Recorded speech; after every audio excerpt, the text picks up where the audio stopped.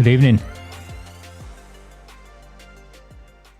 It's been an interesting few weeks. Hope you all had a very good Christmas. I know some of you helped me out last week, and we tried to get this Facebook comments working and stuff. Unfortunately, it seems it's not working, and all I'm getting is Facebook user, and more Facebook user on the side of me. So my apologies about. I'm sure you can all see who it is on the on your actual Facebook streams yourself. So yeah, and thank you. We're up to about 92, I think, last I checked. So we've got 92 people who can be with us today. So we'll see how many we get. So I'm just going to turn my phone on so I can see who's joined us on the Facebook. My intention, I think, long term is I'm trying to combine it with YouTube, because there's a few people who, for whatever reasons, haven't signed up to the supporters page on Facebook. So I'm trying to stream to an unlisted page on YouTube as well, and that's what's causing the issue. Trying to do both those things at once is what's causing this. But I will see where we end up. Okay. Comments are auto-generated, so I've got some comments on here, so I can make sense of it this way. I just need to turn my sound off so I don't have to listen to myself. Okay, hello. Okay, let's get going. You see, so that's what I get. Do you see? I get the.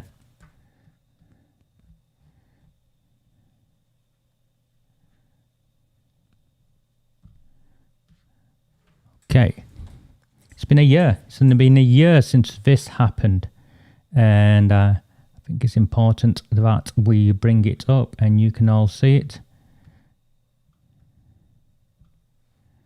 This is a year since the deputy leader apparently hit back, and look at the headline by Charlotte Green, your local democracy service, really going for it. Apparently, she defends her friendship with the murderer of Dale Cregan's getaway driver.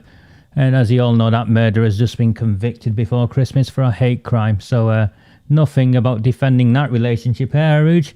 Textbook misogyny, no, none of that. But it's been a year. It's been a year since she stood up in the council chamber and lied. And every other councillor stood up and applauded. So what a change a year brings, eh? Okay. So that's a Rouge, and we'll get back to her later. And what else happened this year whilst we were gone? Look at that, Charlotte Green again. Look when it was published. Can you see when it was published? Can you see that? Do I need to make that bigger? Does that help?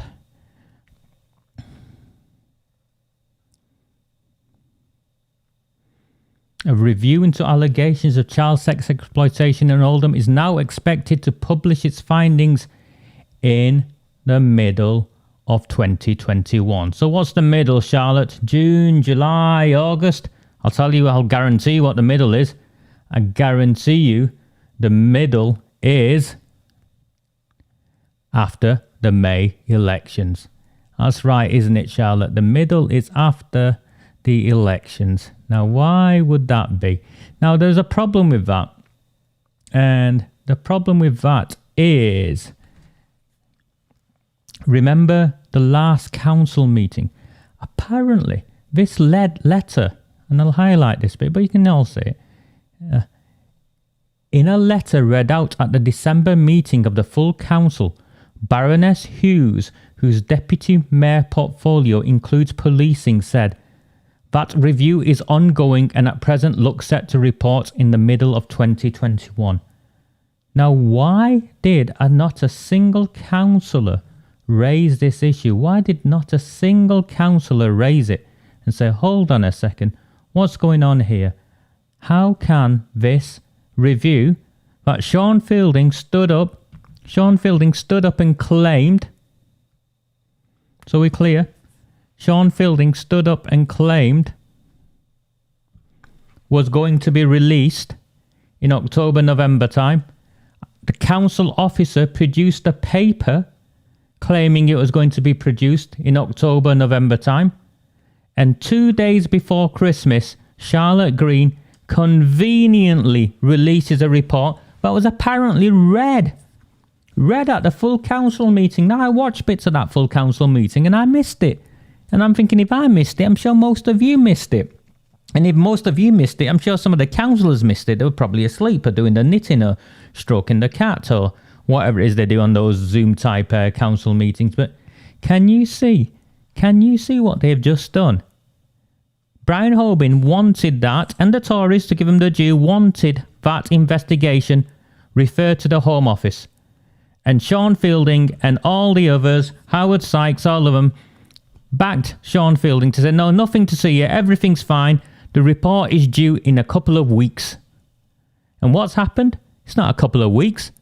We're now being told on the 23rd of December, as if anyone reads, the Evening Cron on the 23rd of December, conveniently, strategically released, that this report is now the middle of next year.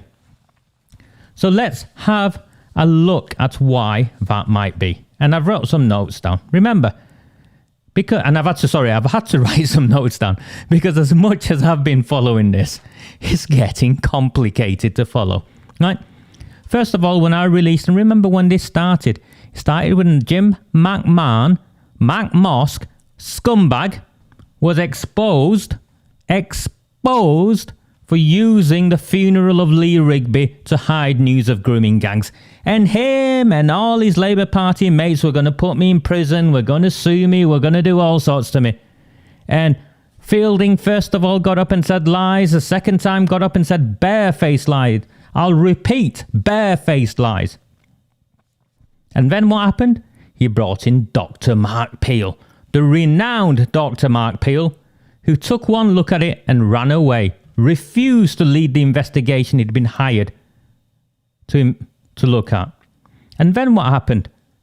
Fielding went running to his girlfriend's boss. Remember, Andy Burnham had just given Fielding's girlfriend a job she was never qualified to do, not from being a primary school teacher anyway. And Andy Burnham's office tried to hide that they'd given her a job, refusing freedom of information requests first. And what happened? Fielding comes along and then says, no, my mate Andy Burnham's going to do it. He's going to bolt it onto his inquiry. It's coming up to about 18 months, isn't it? It was bolted onto that inquiry. And it was mired in controversy right from the beginning. Mired in controversy. Remember the dodgy terms of reference? Excluding periods when Shabir Ahmed would have been out there grooming and gang raping kids. Still hiding that Shabir Ahmed worked for the council. The ringleader of the Rochdale grooming gang worked for Oldham Council and was a member of the Labour Party. Hiding all of that. And then what happened? I've still got them here. Letters went out to victims. So the council knew they were victims, otherwise why send letters out to them? Letters went out to victims, asking them to give evidence. The letters didn't have a phone number on them. The letters weren't even signed. The letters had links to web pages, and you had to type these links out in all 500 characters that the council later admitted didn't exist. And at the same time these letters went out, remember, Charlotte Green headline again with Sean Fielding, calling victims and their families liars, and that they'd made this stuff up. So all of this had gone on beforehand. And then Brian Hoban came along and said, look, this is enough. And the issue, this is enough. So we're clear, came after I released that they'd been hiding a sex offender, a child sex offender. They'd been hiding Rod Blythe. All of them. Officers, politicians, the bloody lot of them. Hiding. 10 years convicted on the sex offenders register. Even the newspapers didn't report about it. Why was that? Hiding. And then what? It's finished, isn't it? He gets up and the Lib Dems back him. And what have they done? They've decided that this isn't going to go anywhere, and they rewrote the motion. They didn't vote on the motion, they rewrote the bloody motion. That arrogant swine Sean Fielding gets up and does his whatever he does. And they write to the Home Office to saying there's nothing to see here. And on the Zoom meeting to thousands of aldermans, and the report, and it's still on the council's webpage, they give assurances this report is coming out in November. And 2 days before Christmas, Charlotte Green, you might as well be on the payroll, Charlotte Green. This report is now coming out in the middle of next year.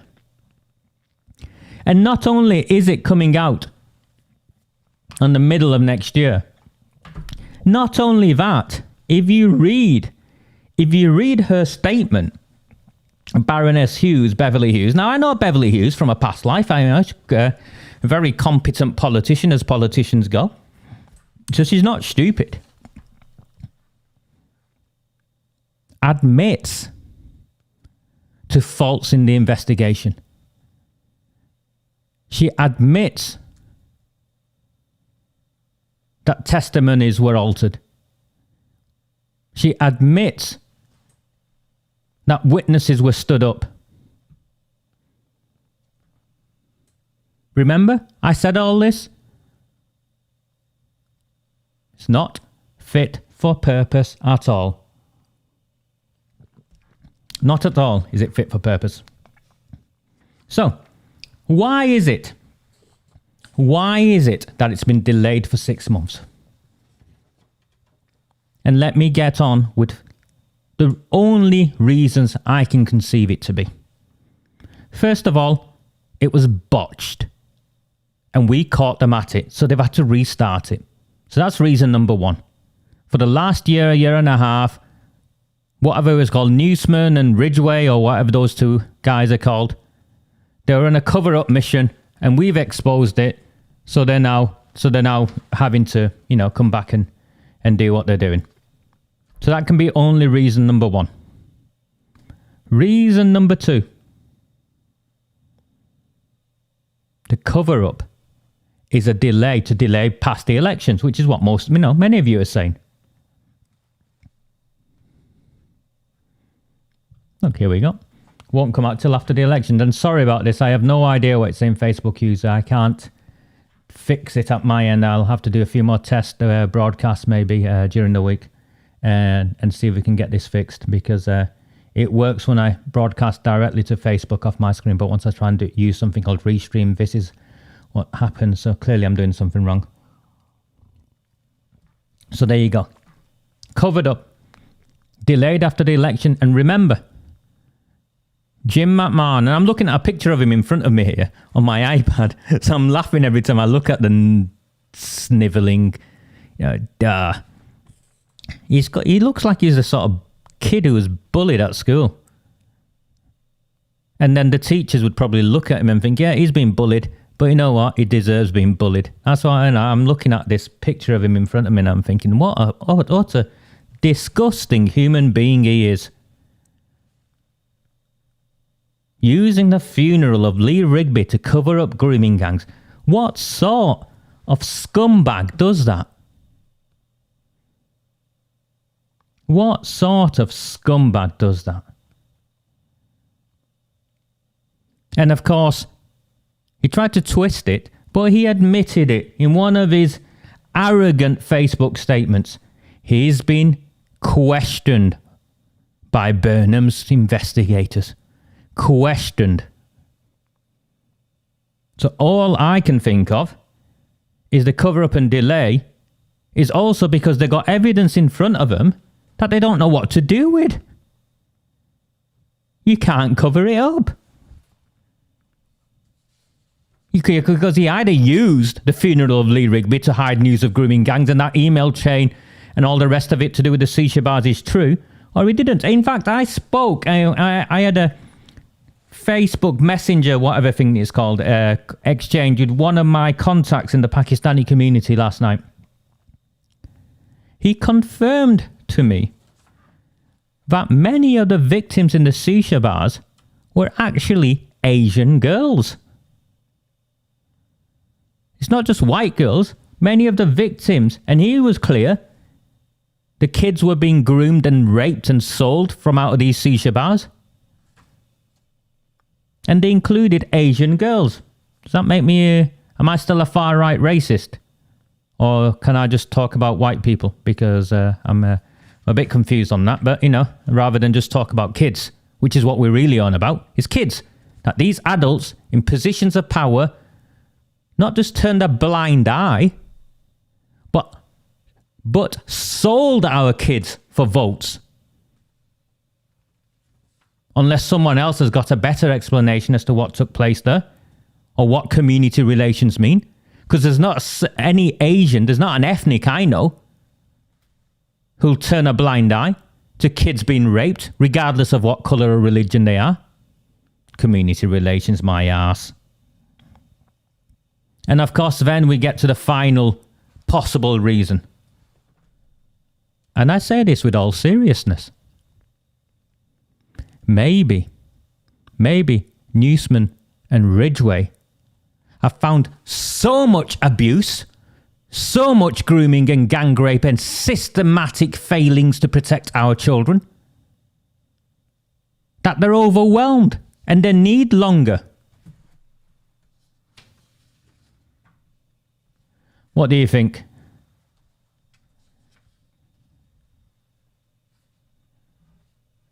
What we do know is why are the other politicians silent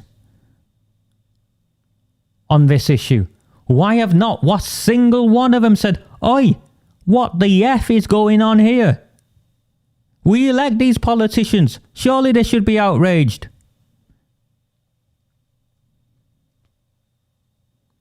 Surely.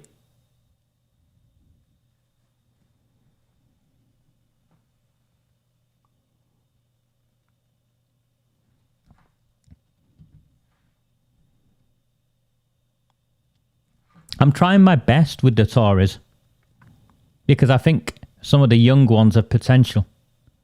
And they clearly listen to what I have to say on here because they take some of this and add it to what they do.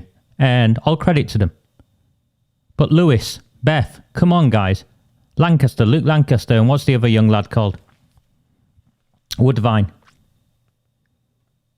Come on. How can you sit silent whilst this investigation has been delayed until the middle of next year? Surely there should be an explanation as to why it's been delayed to the middle of next year.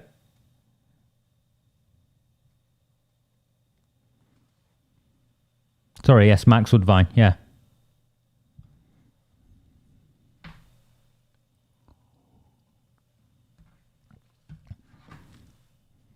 I don't understand. I get the Lib Dems doing it. I mean, you've got, you know, Howard Sykes, self-declared mate of paedophiles. Not one, two. And then there was Buckley. I don't know if he's a mate of his or not, but he was a Lib Dem councillor as well, wasn't he?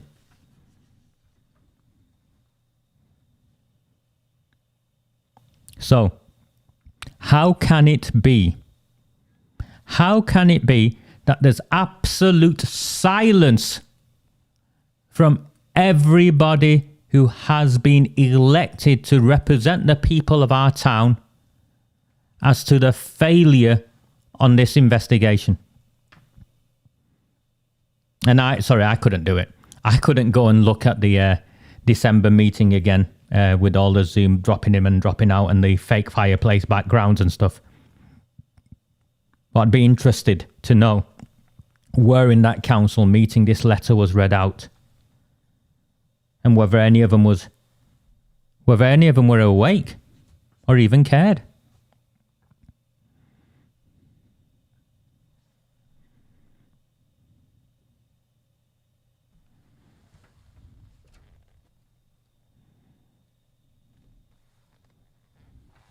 Sorry, I got my phone on and I'm just trying to load the comments up, so bear with me 1 second.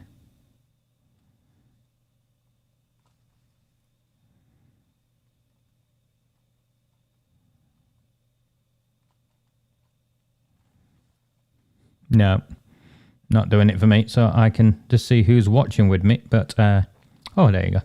Sorted. They'll be blaming COVID-19. Lynn. Okay, brilliant. So I know where I'm up to that. Right.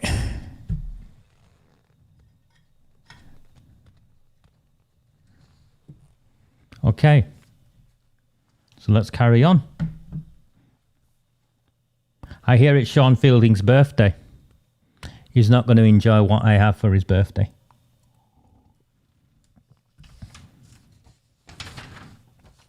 No, I don't have a script written down. I have you can see I have notes on my homes, and that's homeschool papers that I'm using scrap pieces of paper. Okay, let's move on to the next bit. Whilst we've been away, what's happened whilst we've been away? So let's try this. You should be seeing my screen, and you should be seeing we've been shortlisted for the Future High Street Fund.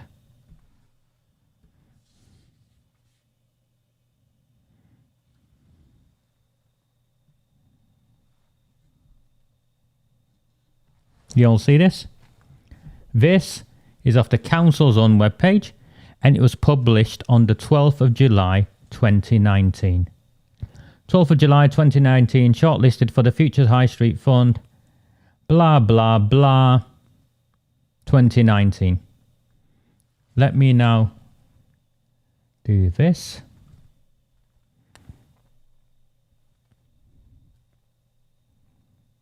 And play this.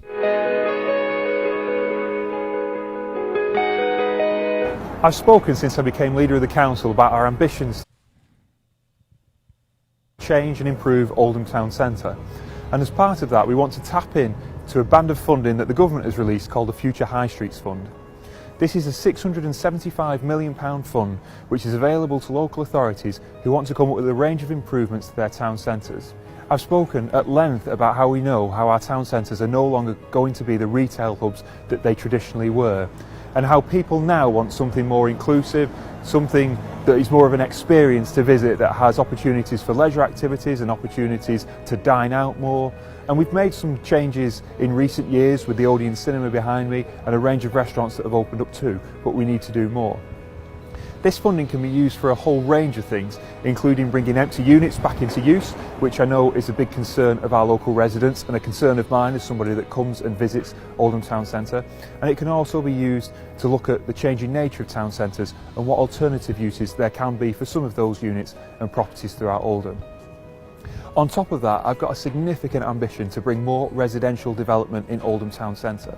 The Townhead Centre has fantastic transport links in the Metrolink tram and in the bus service, and is very close to the city centre for those who might choose to live here but work in Manchester. And so I've been working hard to try and increase the number of residential properties that we plan to bring online in Oldham Town Centre and make sure that they are of a quality that our residents expect and deserve. We've also done something else to try and improve Oldham Town Centre with our Accessible Oldham scheme. That was a £6 million government funding pot which we have bid for, and we want to improve connectivity around the town centre so that people can get from places like the bus station down to Monks and here to the Town Hall and Parliament Square as easily as possible by foot or otherwise. We have a whole host of plans to improve Oldham Town Centre and make it a destination once again that large numbers of people want to visit, not just to shop, but to have something to eat or to see a film. The Future High Streets Fund is the latest in the long line of programmes that we're going to tap into to do just that, and I'm sure that our bid is incredibly strong and will be successful.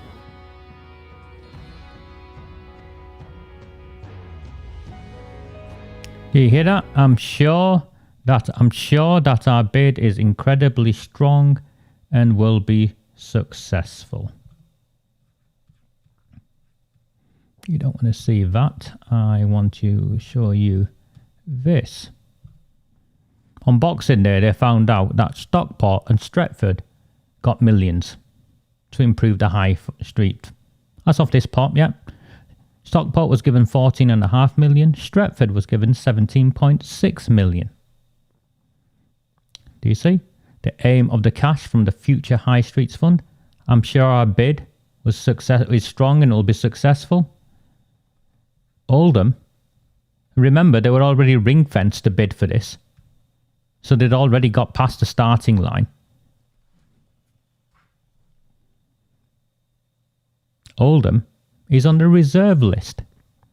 They've got the provisional offer of funding, providing, and this is polite, the government says it will be working with them to finalise their proposals.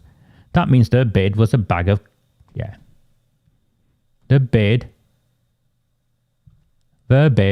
was rubbish. That's what that means. Their bid was rubbish. And not only was their bid rubbish, the government have said, no, you can't have any money. We're going to send our experts in to look at your bid and help you improve it. Now, there's a couple of points in his, and you can, those of you who've listened to me over the last year or so, you can see all I do is take what Dave said and make sense of it and throw it back to you. He made reference to this hub thing, or basically it was the £6 million, and essentially that £6 million was some sort of cycling thing to get from Mumps to the town centre to somewhere else. This is only from last year. You can see it. £6 million to improve connecting various parts of the town centre. He's just admitted himself. He's just admitted recently that they want to now condense the town centre around Spindles.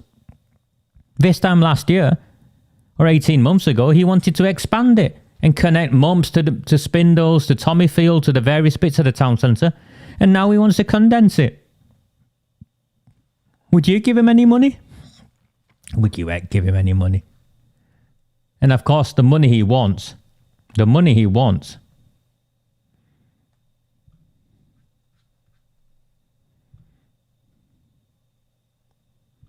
is to destroy Tommyfield and build welfare-dependent housing on it.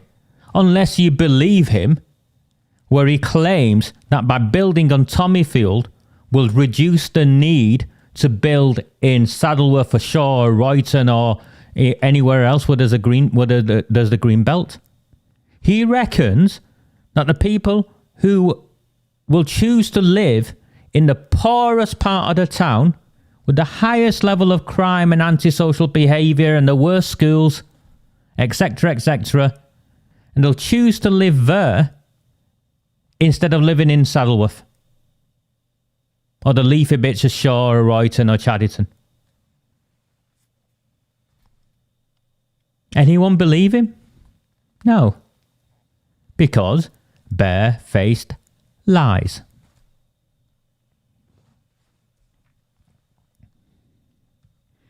I hear the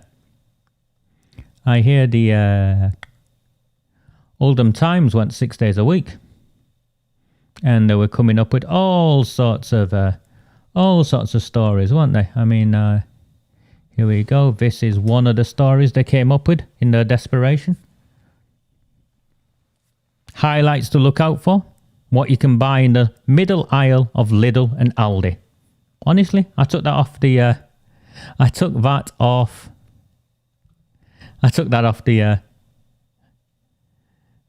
webpage, believe it or not. And what they decided wasn't important to report. And remember, I mock them and I pick on them because their chief reporter called me out. He wanted to straighten out with me. Phoned me up, angry, shouting down the phone. Nick Jackson. What's it like, Nick, to be exposed and to have to, exist by sticking your tongue as far up the council behind as possible? Because, and this is serious, this is what happened this week as well.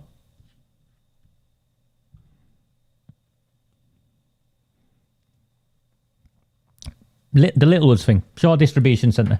Many of my friends worked there over Christmas and all the rest of it. Shut down. Yep.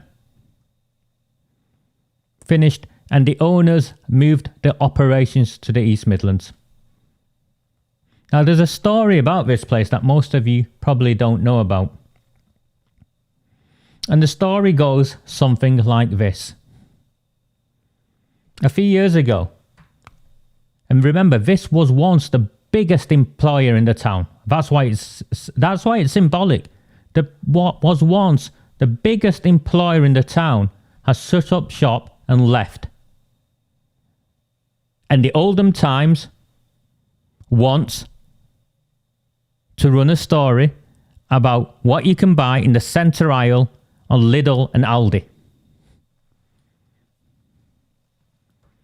Oldham Council didn't go cap in hand to stay. They did something worse.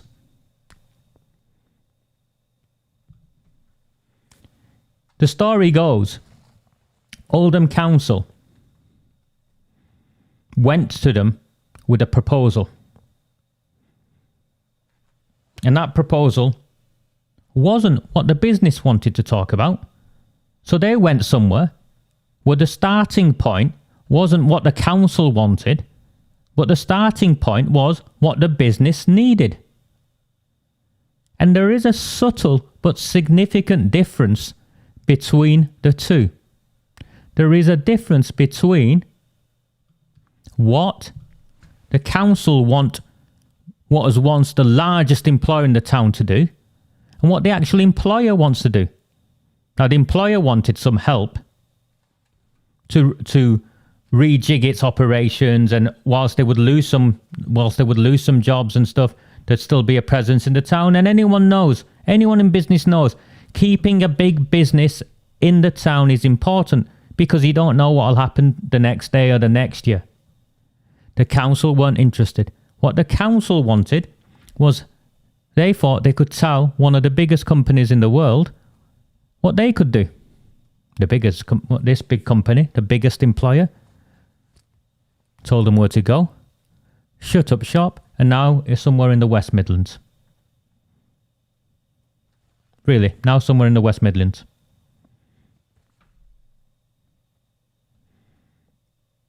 What is more damning is that this isn't the only time this has happened to this town. IKEA wanted to set up shop in the Alexander Retail Park, just behind Glodick. The council were divvying and deciding how much they could fleece them for.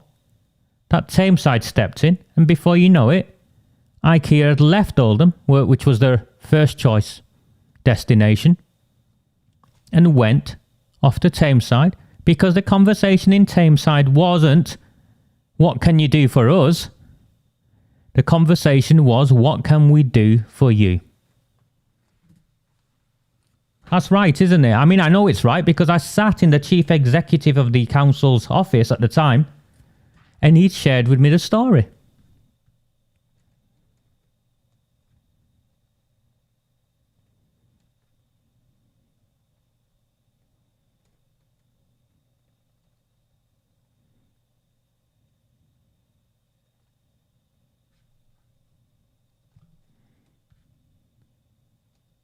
Yeah.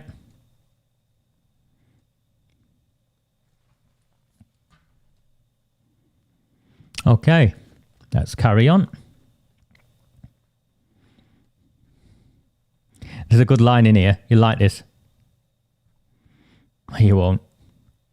Depending on your, depending on where you're at. Let me find it.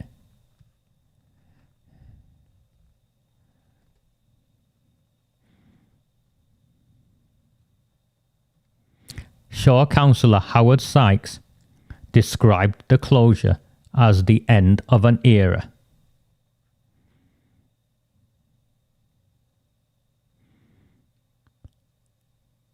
But we've still got N. Brown in Shaw, and this is the best bit. And I know they've taken on some of the staff. Ready? And the council and others have done a good job in trying to help people find work. The council have apparently tried to help people find work. Come on then, Howard. How many people have found work that the council helped? What was the specific help offered? How did the council help?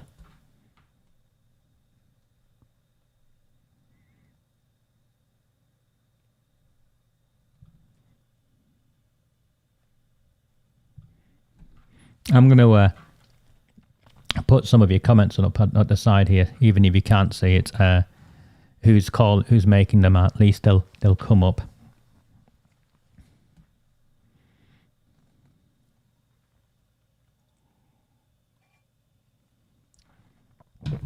It's what I've said all along. I'm presuming this is Paul. It's what I've said all along, Paul. The industry of this town is poverty. That's what the metropolitan elite from Charlton want. Charlton and Didsbury, their jobs are reliant on the rest of us being poor and the town being poor. And the politicians, McMahon, Fielding, Abrahams, need our townsfolk to be poor so they can use us as pawns in their posturing in Parliament, so they can climb that.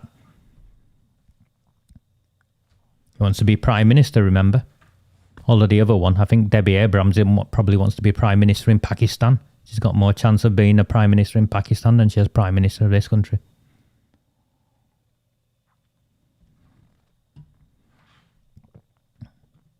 Howard Sykes is just talking nonsense, isn't he?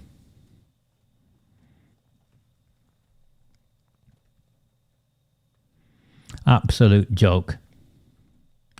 But let's carry on. Let's carry on with what we're up to.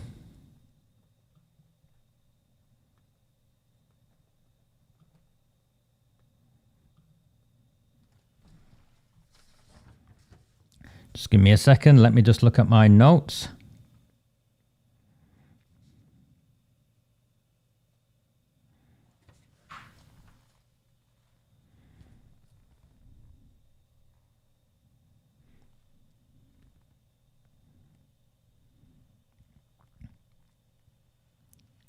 Some people have been asking why I have gone supporter only.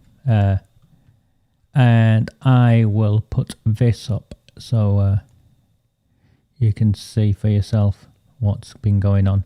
This is just one of the many interactions. These people have been trying to put me in prison. It's not new. Remember, Fielding lied. Debbie Abrahams lied. McMahon now is claiming that there are hundreds of examples where I'm apparently malicious and threatening and designed to marginalise anyone who calls him out. Ignore the next sentence, I'll get to it in a bit. And then Neil Willaboobies, the malicious blogger, proven liar, now openly exchanging communication with Jim McMahon, as if ever there was doubt of that relationship, along with that Jenny Harrison. And all of this is because the pair of them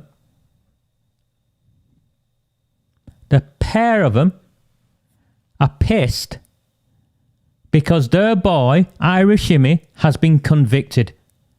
When someone is convicted of a hate crime, of malicious communication, trying to imply that somehow I'm gay and my gayness or homosexuality is something that needs to be attacked, because that's what he was convicted for. It's clear now why Jim McMahon gave Irish Jimmy a reference, and he did give him a reference. He gave him a reference specific to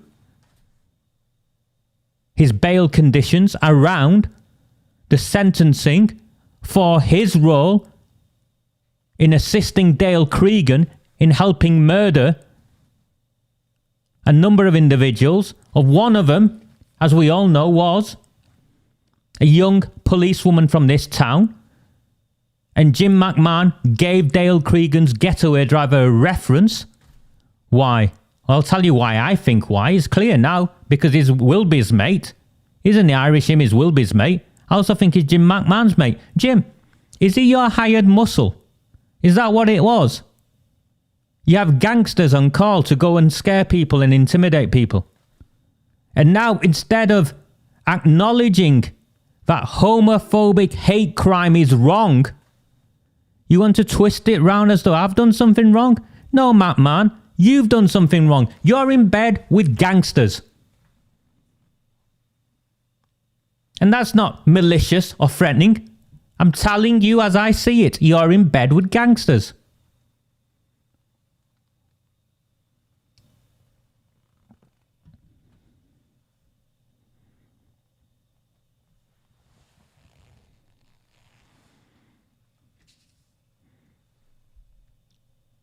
And let's get on to this bit.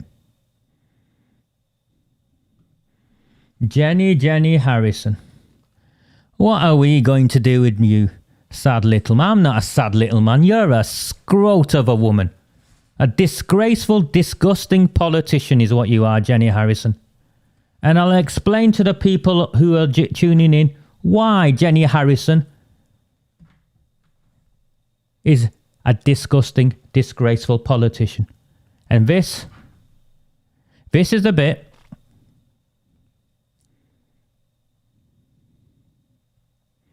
that's actually deadly serious. There's no acting here. If I was white and living in Oldham, I would be scared for what I'm going to release now. And if I was Asian, just so the racists don't call me for race baiting. If I was Asian and scared of what the cartels had already done to our communities, I would also be very scared. Let's look at Jenny Harrison.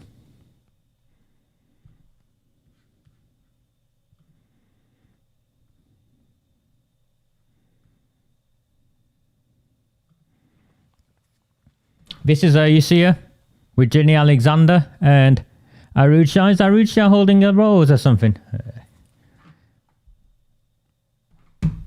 Jenny Harrison first came, Deputy Mayor, remember? First came to my attention because she was that disgraceful, disgusting woman in charge of the council meeting where they all walked out hiding the grooming gangs rather than answering a very simple and straightforward question from Debbie Cole. Now we know how that played out. And not only was she that disgusting woman in charge, she would have been in charge then of the police coming in because she chairs that meeting. It was her meeting. And she allowed Shahid Mushtaq to shout across to Debbie that she was a racist. So I started looking into Jenny and thinking, what's going on here?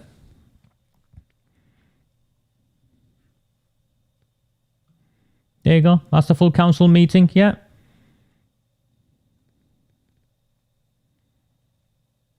Her name specifically there. Deputy Mayor Jenny Harrison paused the meeting. As far as I'm concerned, pausing the meeting protected paedophiles. Jenny Harrison would have known that the public question time, that two of the questions that ate up the time was from Labour Party prospective councillors. As a Labour Party politician, she would have known how they'd fixed the council meeting. And this is her quote: "If people impede the progress of the meeting, I'm afraid I will have no alternative but to ask them to leave." Disgusting, disgraceful, paedophile protecting behaviour.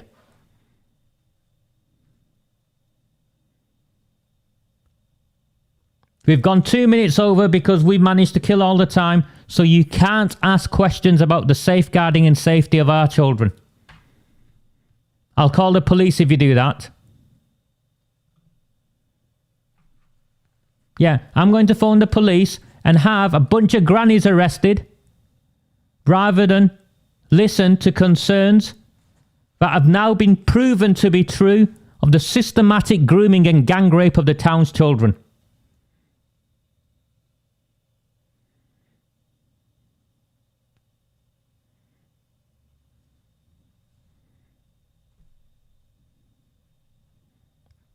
Gets worse for Jenny.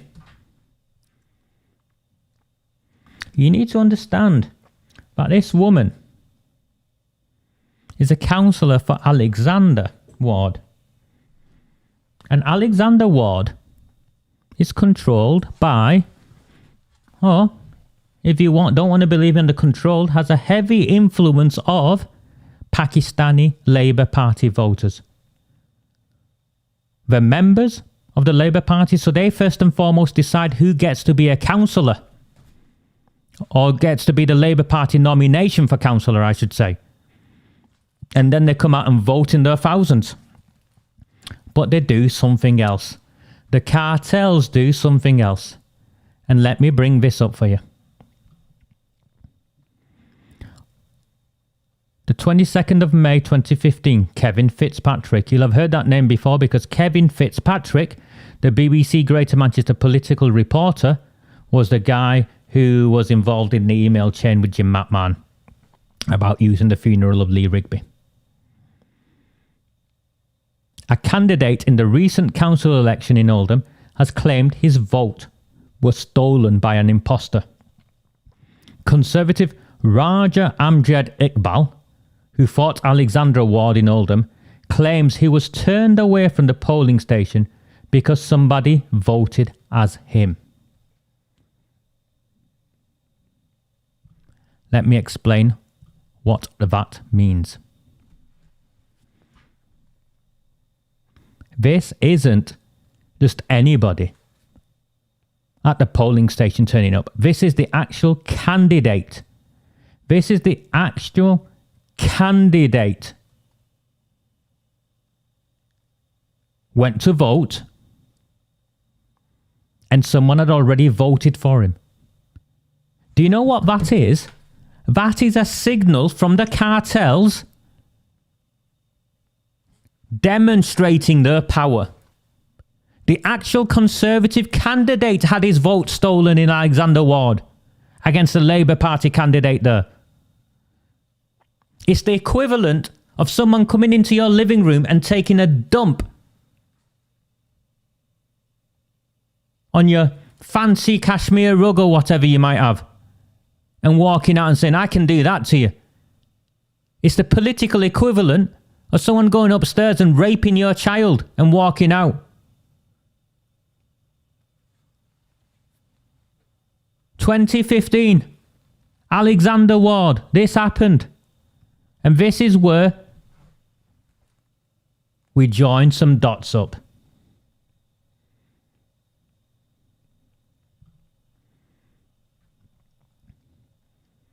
Mr. Iqbal came second with 798 votes to Labour's Jenny Harrison, who won with a 1,101 vote majority. So I presume she got 1,101 votes, or she got 1,800 votes. I'm not sure.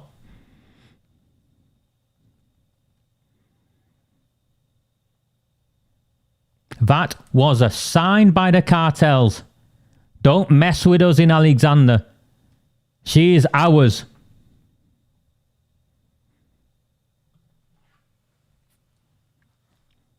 When a candidate has his vote stolen,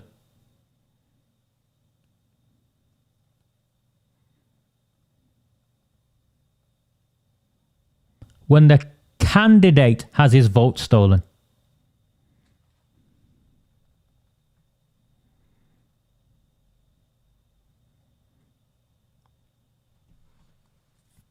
who was the leader in 2015? May 2015, would that be, I think that was Jim Matman. This town is crooked. And it gets worse for Jenny. Yeah, it gets worse for Jenny. You want to mess with me, Jenny? Go and ask your mate Bashforth. You want to hang out with Wilby and try and threaten me and intimidate me? I don't care you're an old woman. You want to behave like a scrote? I'll treat you like a scrote. Go and ask your mate Barrelgate Bashforth, the bootlegger. So many councillors in this town hanging out with a malicious blogger and proven liar. Why? Because he is trying to take me out for exposing the grooming gangs.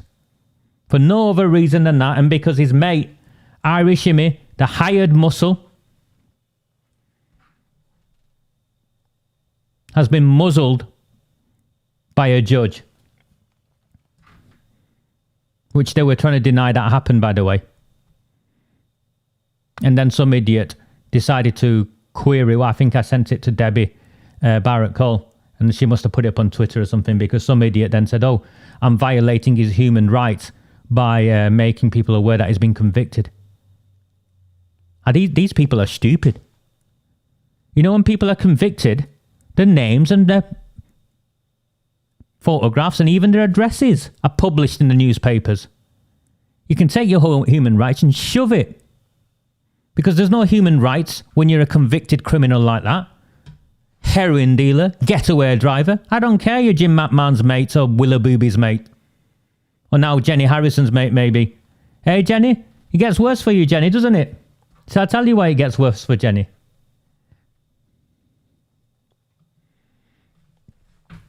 Paul, I'll need your help on this. You put this up a couple of weeks ago. Or last week, in fact. You put up an image of a councillor somewhere in the Birmingham in the Midlands, I think, who was done for electoral fraud. And most people thought it was postal vote fraud, but it wasn't postal vote fraud. Remember that bloke said he was helping his community or something by doing what he did. As his excuse. Well, he got done because he used a false address. He used an address inside the area because you meant to live within the, I think the rules were you meant to live within the town or the city you were standing. And then it transpired he didn't live there. And that's why it was electoral fraud. Well, there are a number of other reasons, factors around electoral fraud that prevent you from standing as a candidate. And one of those reasons is if you work for the council. So if you work for the local authority in which you stand, you're not allowed to stand as a candidate. Jenny Harrison was a teacher in Oldham. Weren't you, Jenny? And oh, by the way, she was also a husband and wife councillor team, the same as the Bashforths. Jenny Harrison was a was a teacher in the town. She was on the local authority's payroll when she stood to be a councillor. That's my information from a very, very reliable source. Standing to be a councillor when you're on the council payroll is unlawful. If that bloke in Birmingham, wherever, was put in prison or fined and made to pay back every penny earned, Jenny Harrison should be made to pay back every penny she took. Unless I've got mistaken, Jenny, tell me if I'm mistaken, but were you not a teacher at the time when you stood? So we all know who we're looking at.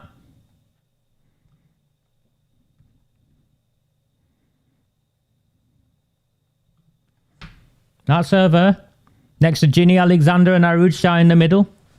Isn't that right, Jenny Harrison? You were a teacher at the time, weren't you? It'll take the police 10 seconds to cross-reference it. When did she become a councillor?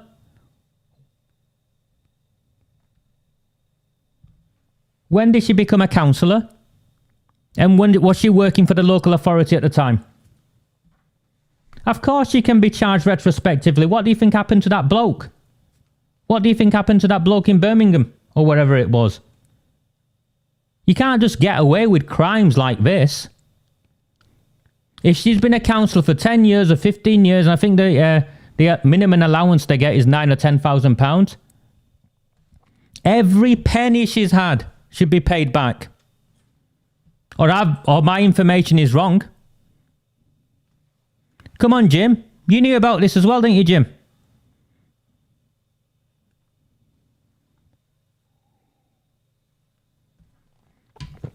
Why do you think no one questioned it at the time?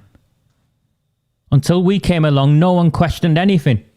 And if you did question it, you were branded as a far-right racist.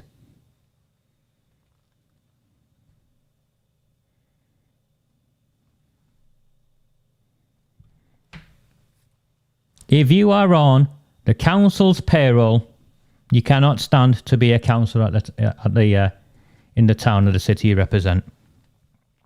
Those are the rules.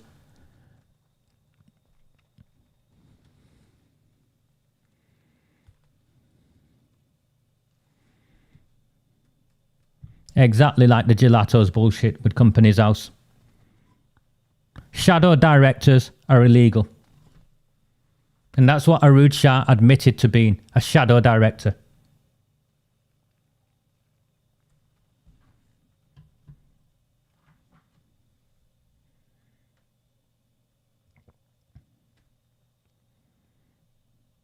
You can get away with crimes. Well, if you belong to the cartels of the Labour Party, it seems you can get away. Maybe it's a...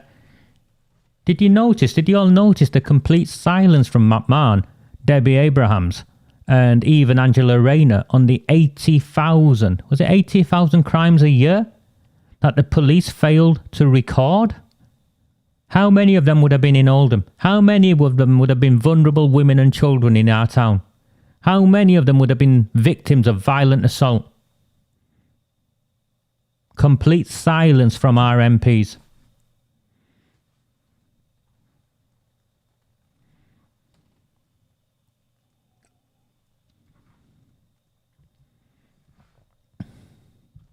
That's the one. I think postal fraud is the wrong term, Paul. It's not he registered himself as a different address. People think, as soon as you say postal fraud, people think it was postal voting fraud. It wasn't that. He registered himself as living in an address he didn't live in so he could stand as a councillor, which is a comparison with Jenny. If she works for the council, she shouldn't be able to stand. And it's a crime. It's the same. You can't pick and choose which bits are crimes and which bits aren't. I'm not finished with you yet, Jenny. I played a bit of this earlier without the sound. People doubt her relationship. This isn't accidental. It wasn't a coincidence that the conservative candidate that she stood against had his vote stolen. No. Alexander Ward is controlled by the cartels. And let me show you something. This was only from a couple of days ago.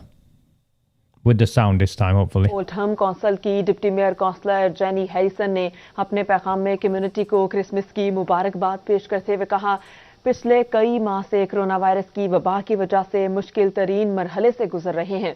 उनका कहना था, corona virus की वजह से सबसे अहम बात community एक दूसरे के करीब आई और ज़रूरतमंद अफराद की मदद करने में किरदार अदा किया। उन्होंने कहा कि वो पुरउम्मीद हैं साल 2021 खुशियां लेकर आएगा और मुश्किलात का खात्मा होगा। हम एक दूसरे की मदद जारी रखेंगे।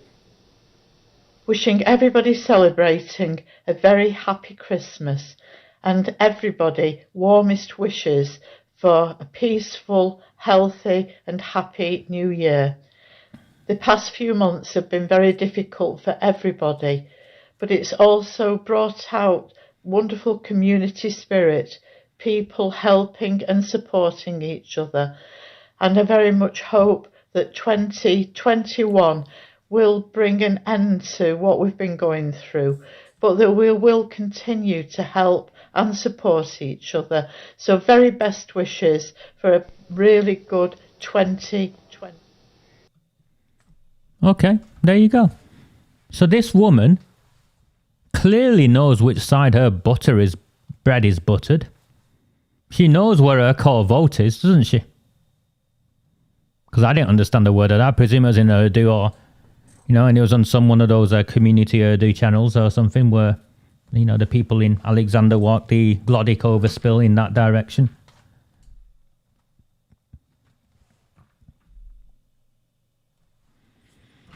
Let me just have a break, put this on, and I've got something to get on with, which I've seen some of you make reference to, but you've missed the point, I'm afraid.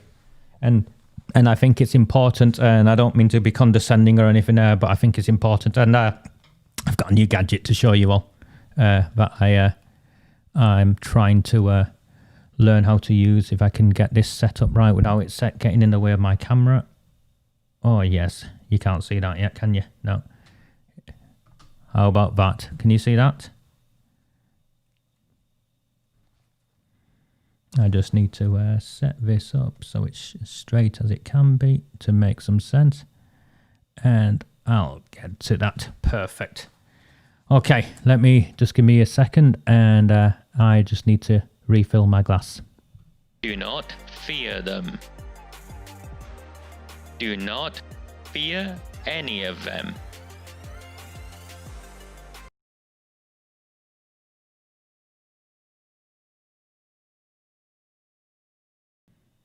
I think what I do need is, I need my, that sort of a transition credit to be longer so I can actually get to the kitchen and get myself a drink. But, okay, so that's my new gizmo, and I'm just gonna show you something. Okay, so the reason for this is this should be the ward map. Yep. You can see, it doesn't have to be precisely straight, does it? But you can see it there. Do you want me to zoom it in a bit, maybe? There you go.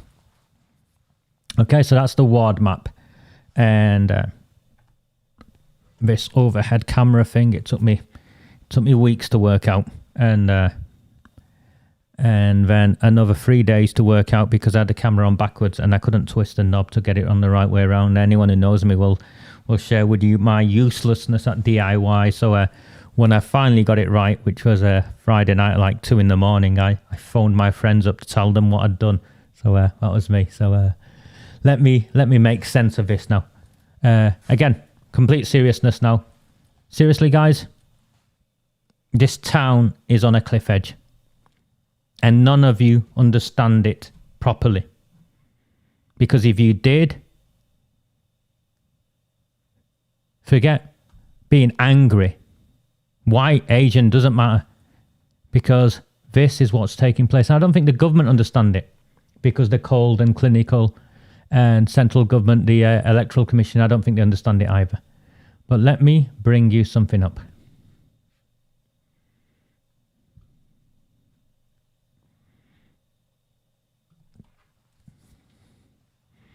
Okay, council webpage. Yep, you can see it. Latest news. Local Government Boundary Commission for England. Have your say on proposed boundaries.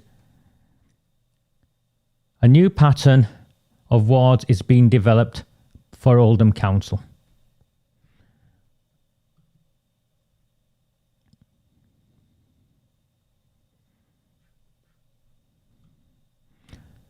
Oldham residents, have your say on new council ward boundaries.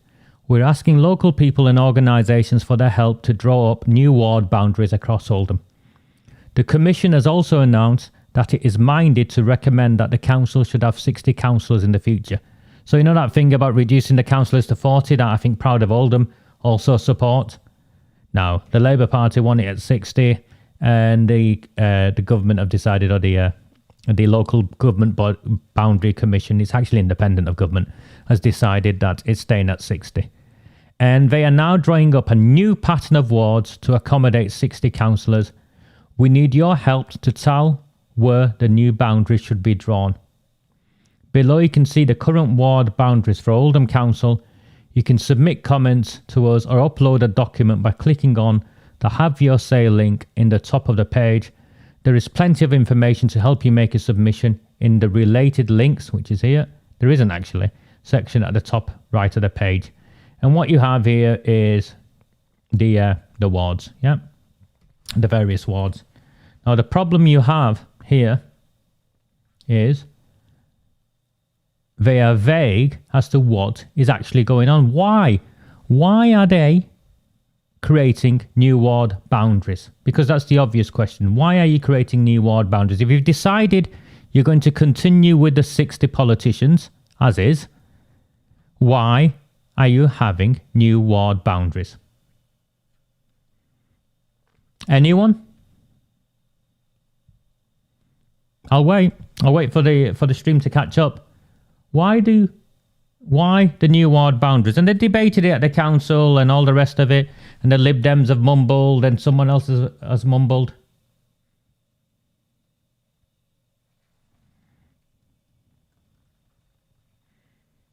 No, Medlock Vale is on that map, I think, Debbie. I'd be surprised if it wasn't. It'd be just my zooming. It's there. If I zoomed it.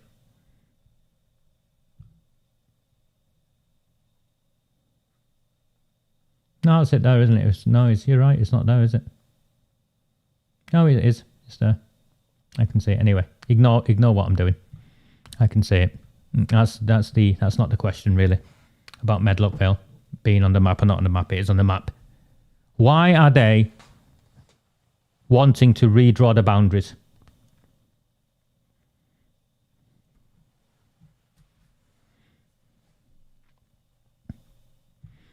Nah, close. No.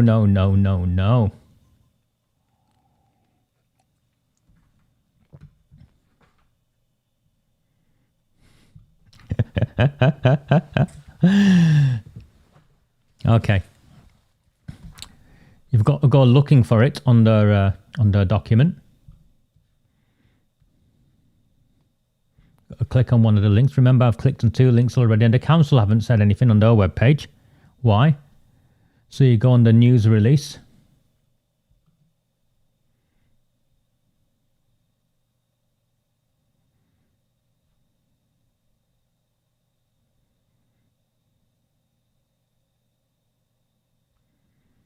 And it's buried in here.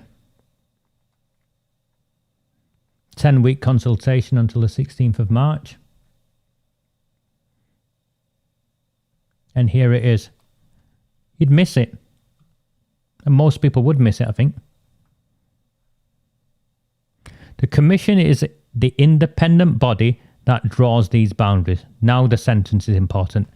It is reviewing Oldham Council to make sure councillors represent about the same number of electors and that ward arrangements help the council work effectively. There. Councillors represent about the same number of electors.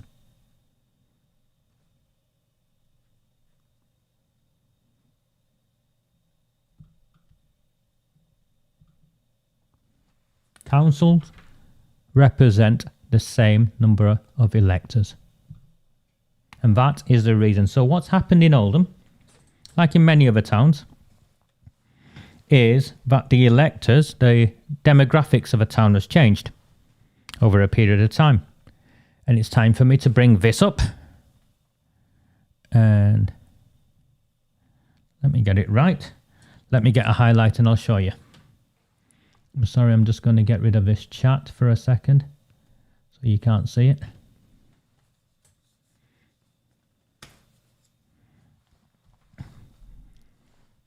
In its own way, what I'm going to do now is more important than anything else I have revealed so far in all the time I have been doing. So please just try and go with me. We know the cartels are here in Coldust. We know they are in St. Mary's, which is Glodick. We know they control Werneth, Alexander, and Medlock Vale.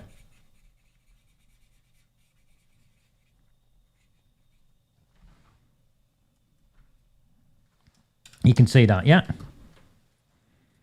They control that.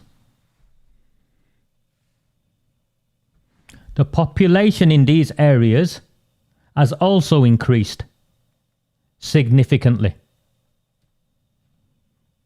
The council have told us that because the COVID cases are generated, they're concentrated around here, and they've made reference to multi-generational houses. They've made reference to the need for more housing in these areas. High ethnic minority. Yeah, Bangladeshi and Pakistani mainly here. Plus the new Romanian sort of communities and stuff, you know, the influx from wherever. Now, if they already have 3 councillors each,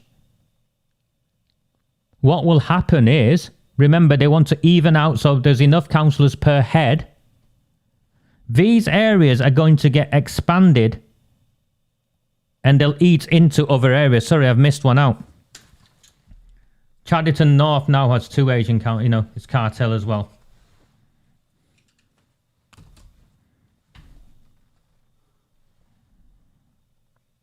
What's going to happen, people, is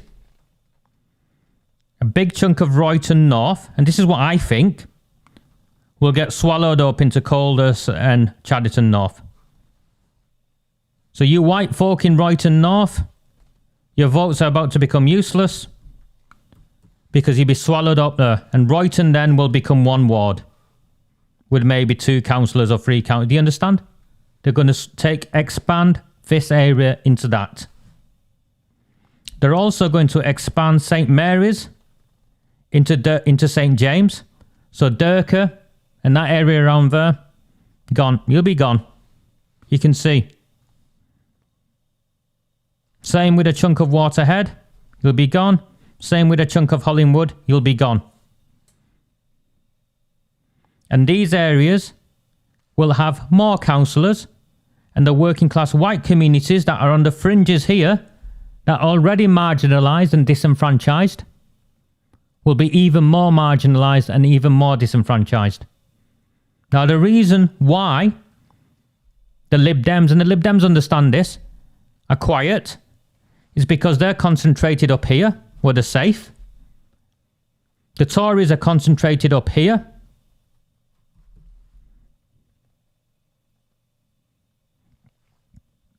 And the outlying white working class communities in Oldham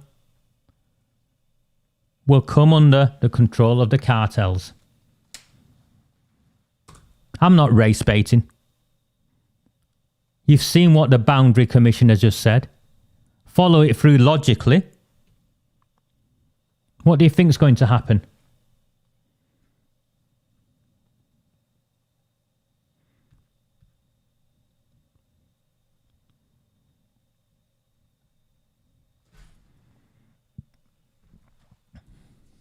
I'll use that camera for other stuff as we in the coming weeks and months. Do you see? No consultation. The council have just linked something onto the web page, and it's buried. It's buried in there, and most of you would miss it.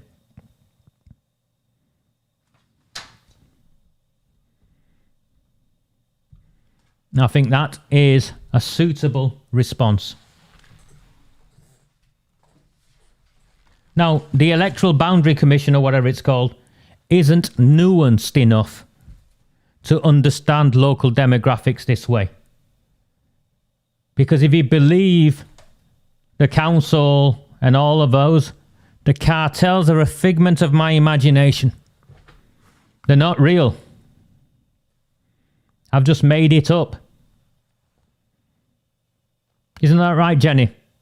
Because it wasn't the cartels that stole the actual Conservative candidate's vote.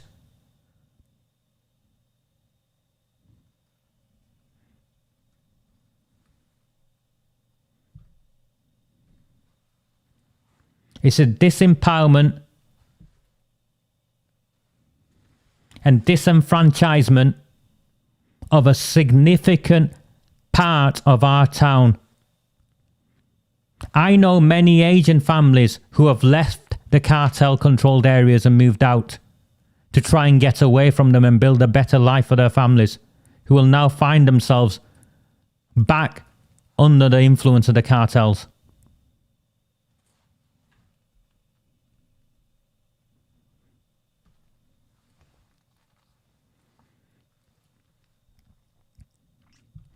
The new name Oldham Central, to do with the boundary changes, as well as the council's boundaries being changed, which is what I just described them. They are also looking to redo the parliamentary boundaries. So Oldham Central will take in Glodick, basically, and move it over to Moston and lose a bit of Royton. So what happens there is Werneth, Medlock Vale, Coldus, St Mary's, and now Glodick will form Oldham Central. Jim McMahon's the MP there. You're never going to get rid of him there. When you've got that cartel stranglehold. No wonder he wants to hang out with convicted killers and take his photograph with them. That's right, isn't it, Jim? A convicted killer from Werneth you were posing with. No wonder Keir Starmer's shadow transport minister, instead of having an opinion on all the transport chaos to do with Brexit, go on his Twitter profile, he's blocked people from commenting, he's blocked me anyway, and pinned to its top is an attack on me on a school that failed as a consequence of his actions, where he's tried and tried and tried to incriminate me for wrongdoing when I've been cleared and cleared again. But we have a saying where we come from, Jim. It's called Kismet. We end up where we're meant to be. And I think I'm meant to be in a place that stops you from becoming Prime Minister of our country. Because whilst you might control Glodick, Werneth, Coppice, Coldust, you don't control the rest of the country. And the rest of the country will know who you are and what you did in this town.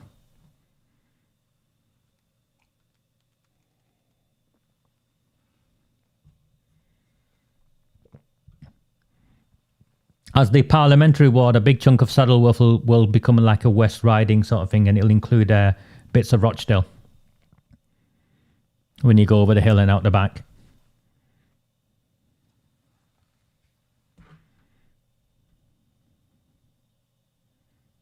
Now, does that make me a race baiter by sharing that with you?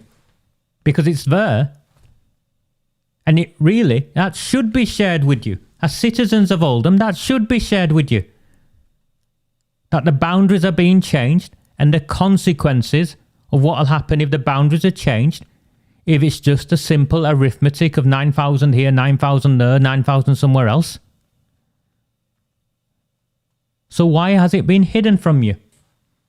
I'd argue it's been hidden from you for the same reason that the grooming gangs, the systematic grooming and gang rape of our kids have been hidden from you.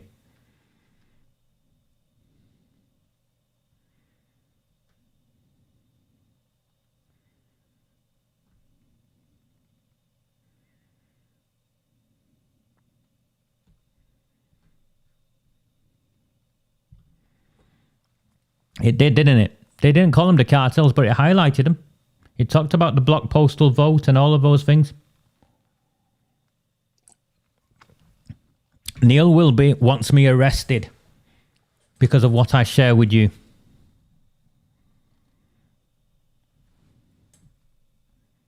I'm not inciting violence. I'm encouraging political awareness.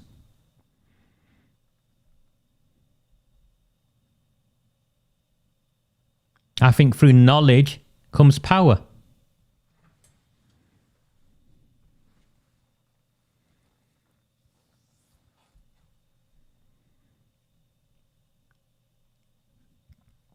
I don't control the media in the way that Sean Fielding does and his council do.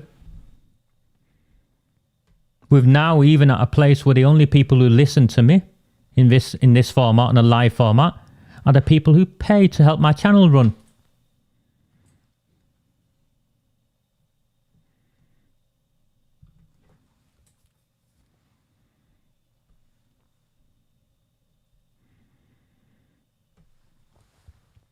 Sorry, I'm just turning my iPad back on.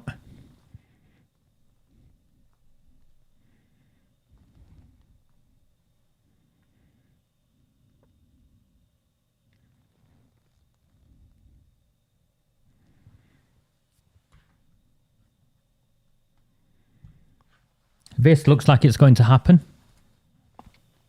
That the elections will be suspended. I think they'll be suspended for a couple of months rather than for a year. So they'll go to September, I think. I think the natural and obvious thing will be the 1st of September, the first sort of Thursday in September, whenever that is.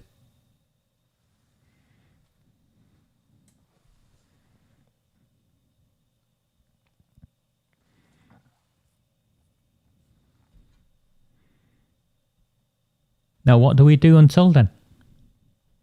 He doesn't have a mandate. He's already been on a year extra than he should have been. So it'll be another 3 months more. And the fear is it'll be postal vote only. Well, I'll put it out there now. If it is postal vote only, instead of a polling card being delivered to every voter, a postal vote should be delivered. So you don't have to register for a postal vote. You get one automatically. And you submit it and you send it back. So if it goes postal vote only, everyone should have a postal vote automatically.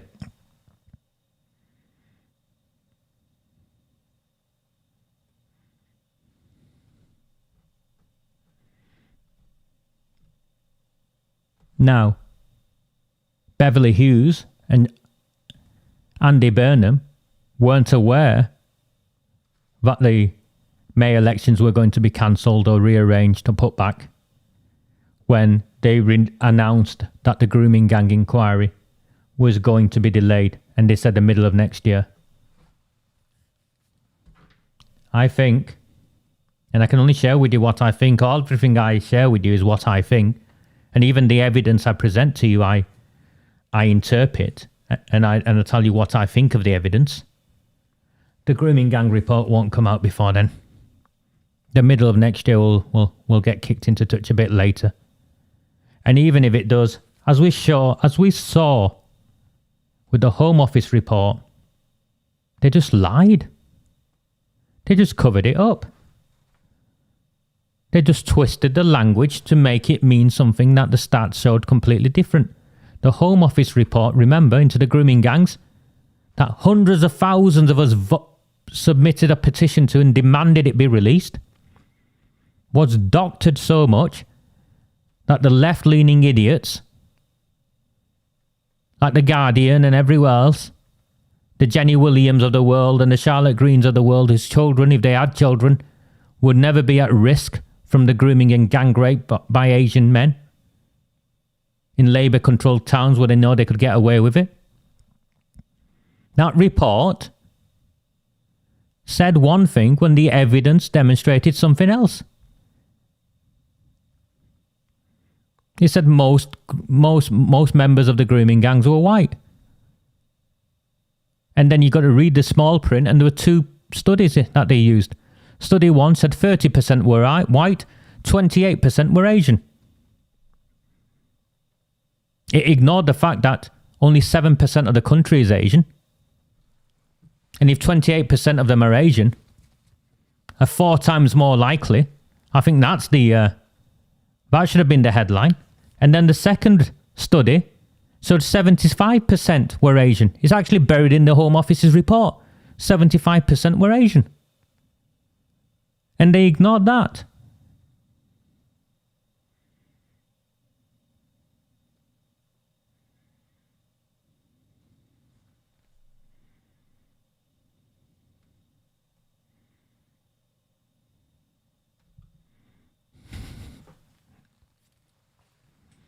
I'm really sorry, Kath, that you've had to deal with Councillor Fielding's father standing outside your lounge window. I've not got to his son yet.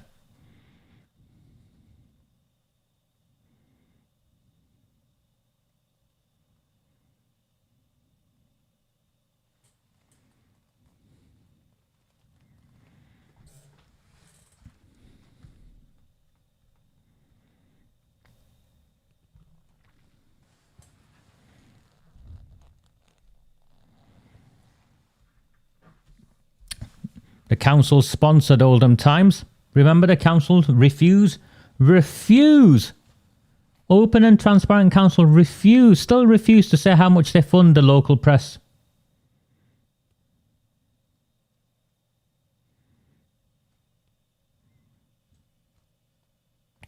Complaining about Dovestones being choked up with tourists or visitors or walkers.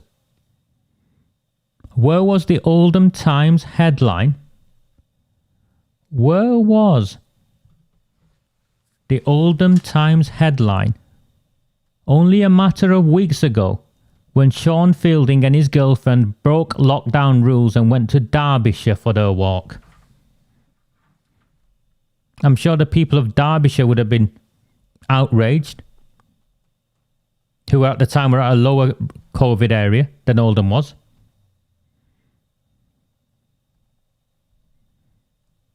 I think you're all being polite.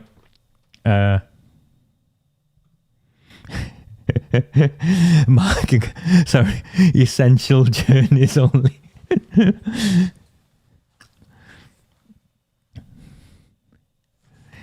Oh. What else have I got? I want to share you, before I get to the last bit, I want to share you this.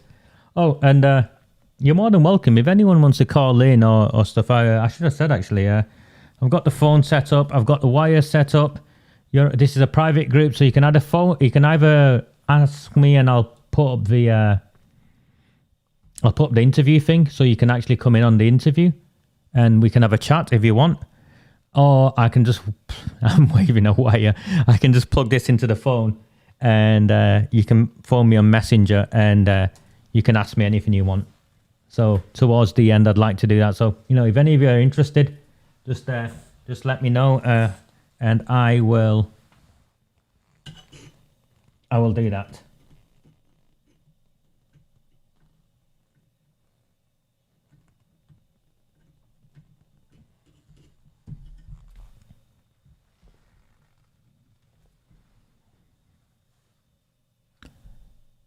Remember we talk about Oldham and...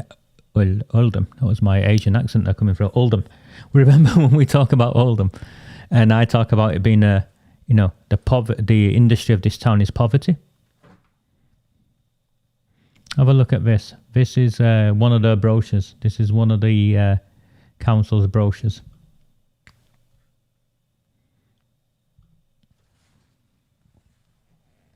I want to show you something. How they advertise the town. And this is recent. The average wage rate in Oldham is 6% lower than the UK average, representing a significant cost saving. Come to Oldham, where you can fleece people, because unemployment is high and the labour is cheap. That is how they are selling our town.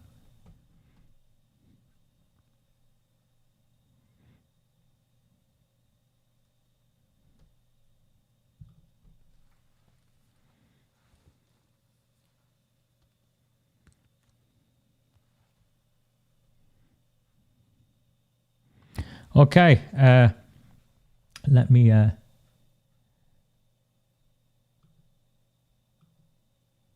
find something and put it up if I can. I don't know where it's gone. Sorry, don't mind me. I'm just trying to find. There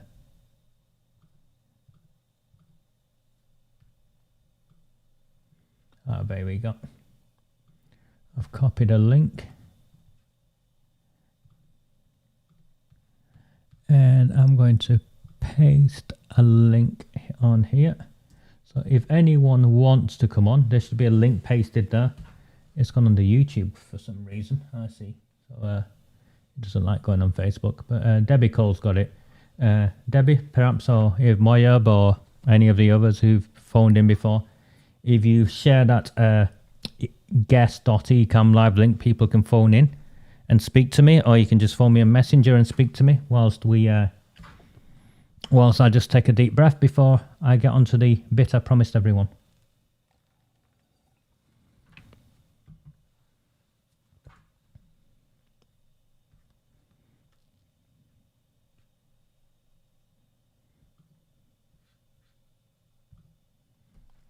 Oh, 2 bits actually. I've got 2 bits left.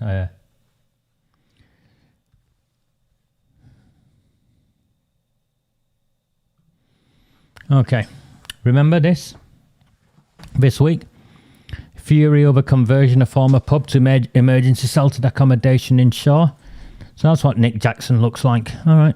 Chief reporter for the Oldham Times. What he forgot, or didn't mention in any of it. Where's the article gone? Do I not get to see it? To continue reading and support local journeys. Yeah, bugger to that. Let me just press return again and see if I get that. Here we go. No, I'm not going to register with you lot. Here we go. Angry neighbours of a former pub in Shaw protested about its conversion into emergency sheltered accommodation.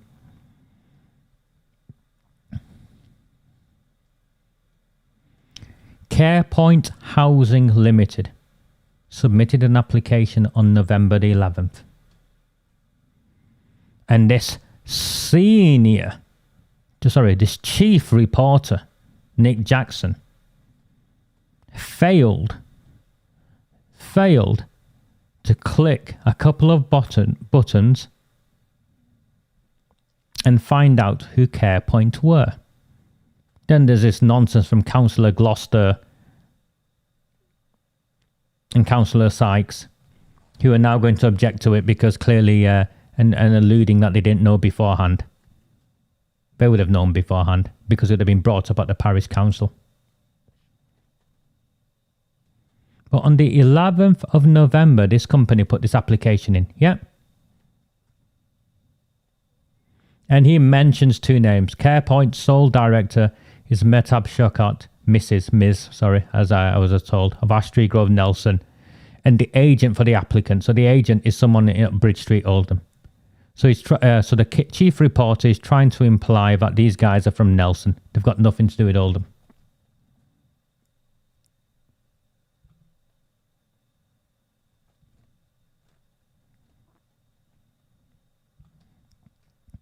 Only if you go on the council's own webpage,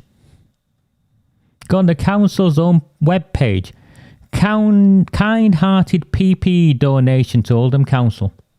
So that's the word they use these days, donation. Published on the 3rd of December. So 3 weeks after the planning application went in, this article appears on the Oldham Council webpage. £100,000 donation of PPE from a local business. And guess who the local business is called? CarePoint. Arud Shava front and centre, do you see her? £100,000. Coincidence? In this town, I believe less and less in coincidences.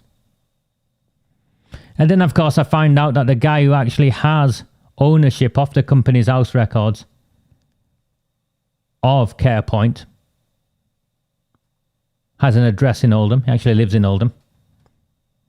And then all my Pakistani friends start to send me some messages as to who this person is or isn't. If I lived in Shaw,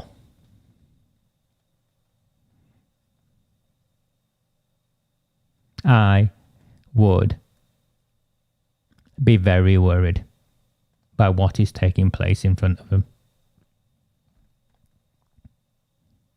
Now, I can only share what I think is taking place here. But even then, I don't think I need to share it. I think any of you, and every one of you, with any ounce of common sense, can see what's took place here. The timing of this donation and the people behind the company who are now suddenly trying to get planning permission to make a HMO. That's a house of multiple occupancy, by the way. It's the sort of thing that my middle class friends all talk about, how important these places are, as long as it's in other people's areas and neighbourhoods.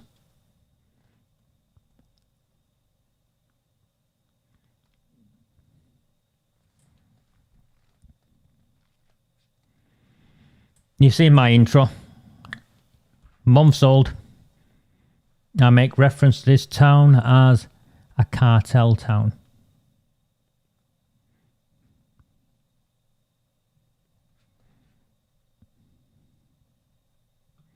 It has only been going a few months, but I get the impression that the people behind it have been in business for a considerable amount of time.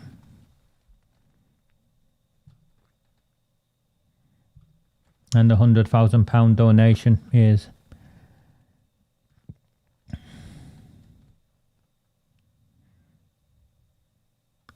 what do you think?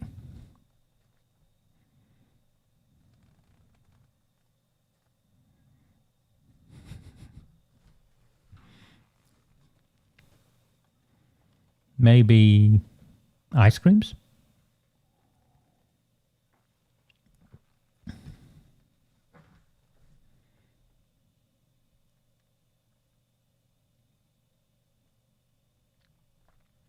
No, I don't know who said that. No, you can't say that. No.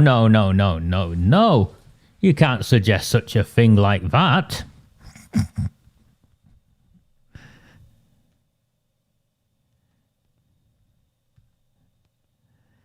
Okay. Last bit for tonight.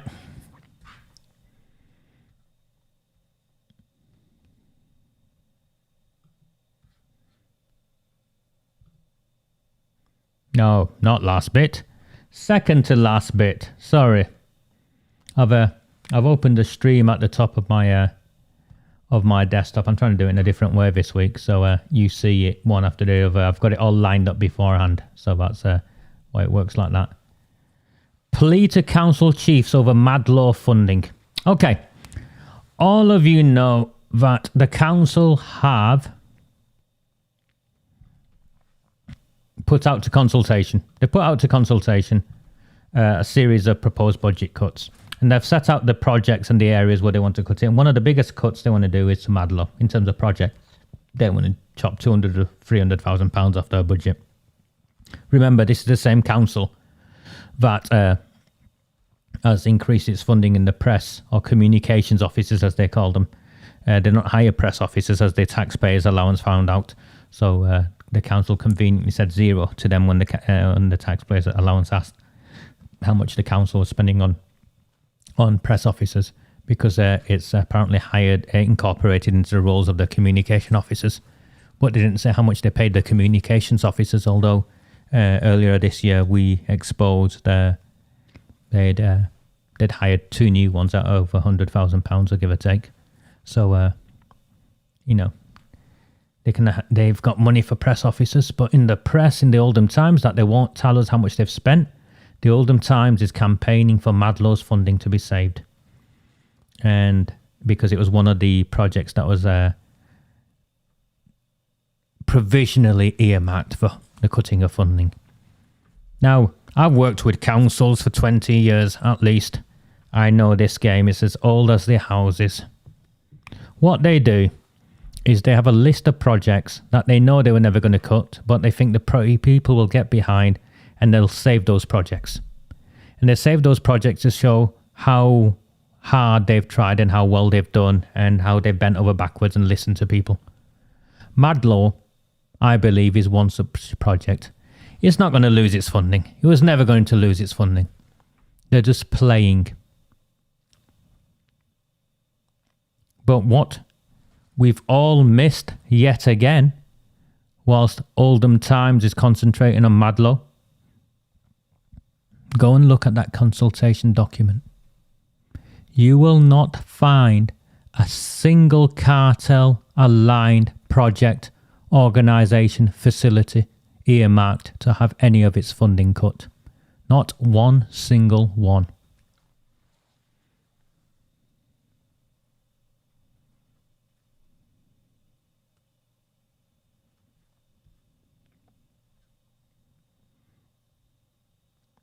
And they call me the race beta.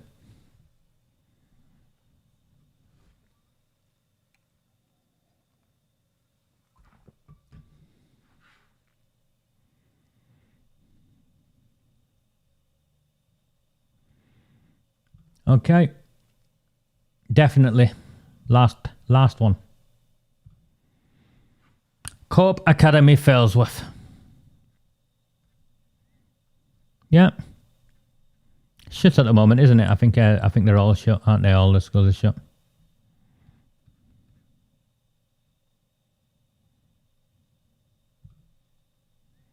And I asked Sean Fielding to make a public statement, and he's so far refused. So I'll share with you what I know. This is what I've been able to make sense of from the information I've been given. I believe it to be true. I know there are holes in it because I'm not an investigator and I don't have access to all the records. But what I share with you now is in a list of shames and scandals of this town, another shameful day and another scandal for this town. From as far back as 1999, from the records and the information I've found and I've had shared with me, teachers in Failsworth School have been sexually assaulting young girls. My information is it continued all the way up to 2015 at the very least. It's inconceivable that those that ran the school were unaware. And shall we clear, those that ran the school, the governors, included Sean Fielding, the current leader of the council, and also David Hayes, the former MP.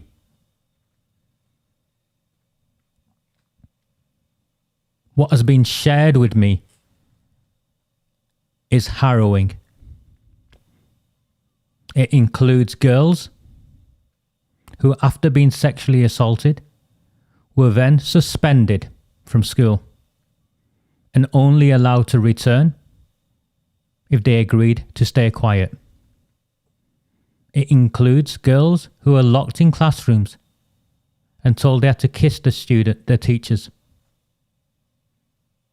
There's a statement from a child, no longer a child clearly, but a statement retrospectively from a child.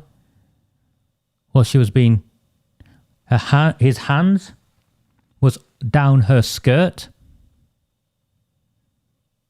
If it feels good, go with it. Multiple teachers. Failsworth School, run by the council before it became Co-op Academy, then also after it became Co-op Academy.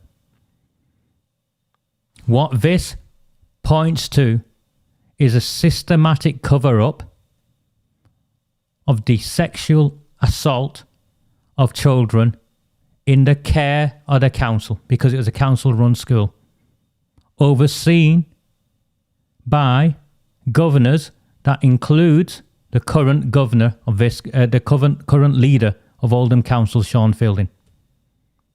Furthermore, one of the teachers who got engaged to one of his former students once she turned 18 and then later married was allowed, because I think some questions need to be asked as to when this relationship was struck up. If you get engaged to a student or a former student when she turns 18, when she left the school at 16,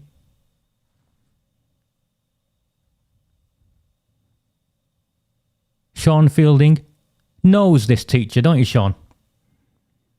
You play in a band, or you played in the band with this teacher, which was my reference to the Failsworth band before Christmas.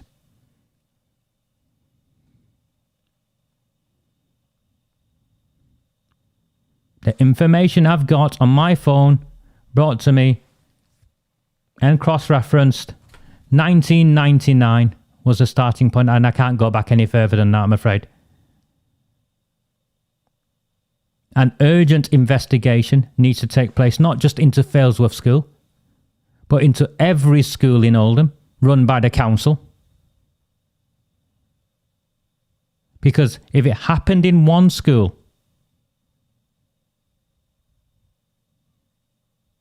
the cover-up, No wonder they turned a blind eye to Pakistani grooming gangs picking up kids outside Count Hill School, when in other council-run schools, the girls were just as unsafe inside the school as they were outside the school.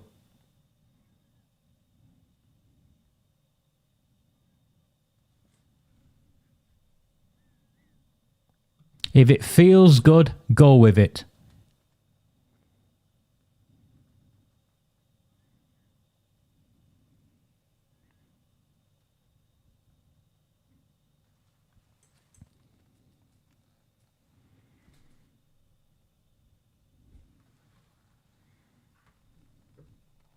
Failsworth School. Children were sexually abused by teachers.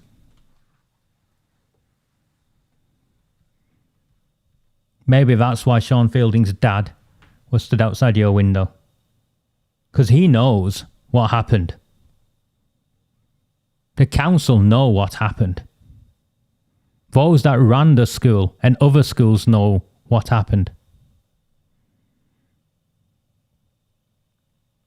If I had a teenage girl, and I do have a child, she's in primary school, but if I had a teenage girl in any secondary school in Oldham, I would not be sending them back until there was a statement issued from Sean Fielding, specific to Failsworth School and his knowledge, and also confirming an immediate investigation into every other school in Oldham.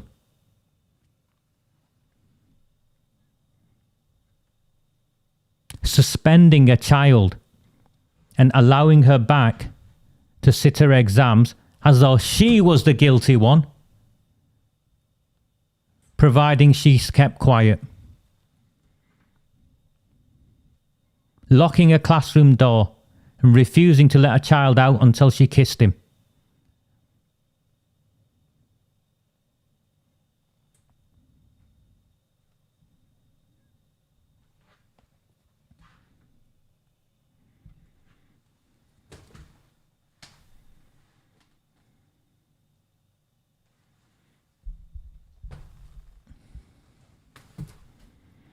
I see Moyab's put his poem back up.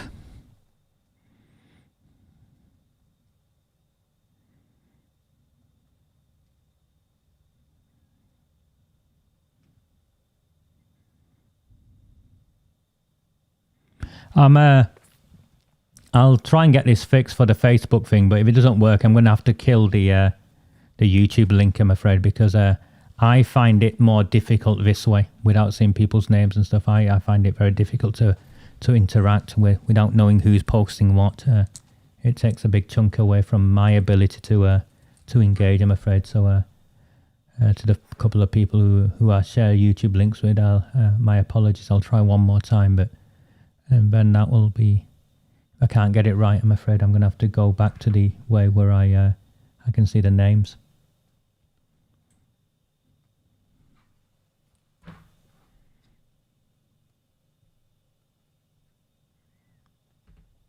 Jim McMahon is falsely claiming that I, or suggesting, had something to do with child protection failures.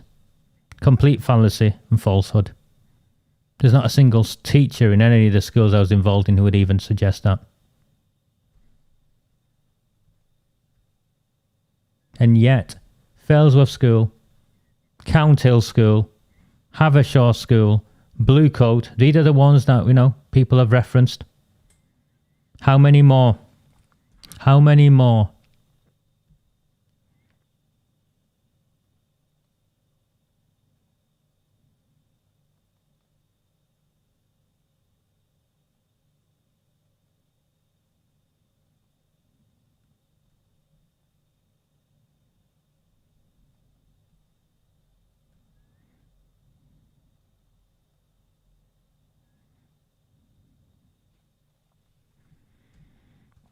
I am grateful to all of you who've signed up as supporters. The £3.49. I have had so many messages of so many angry people who think that I can just somehow keep doing this without trying to at least recoup something in terms of my overheads. And if anyone, there's someone suggested I make money out of this, as though I make money out of this. It's as the odd £3.49 or whatever. Most of you were paid £1 before. That patron took 40% off or 50% off before I saw any of it. So I'm grateful to all of you who have signed up as supporters. My intention is to keep going for as long as possible. Please, I ask, by all means talk about this, but don't copy these transmissions and share bits to anyone else. I'm sure people will get hold of them one way or another. My intention is to try and either edit this or have a look to see what's gone on and share it with others on the normal page if possible, or extracts on the normal page to try and keep the awareness going. But I'll cross that bridge when I get there. But I'm really sorry. I know many of you live in Failsworth, and I know many of you have children. But I've cross-referenced it. You saw what I put up about the band before Christmas, and it's true. Children were groomed, children were sexually abused, and the school covered it up. Good night. I'll see you all next week. Please keep sharing the page and try and get more people signed up. I'd be grateful. Anyway, good night. See you next week. Thank you. Thank you. Do not fear them. Do not fear any of them.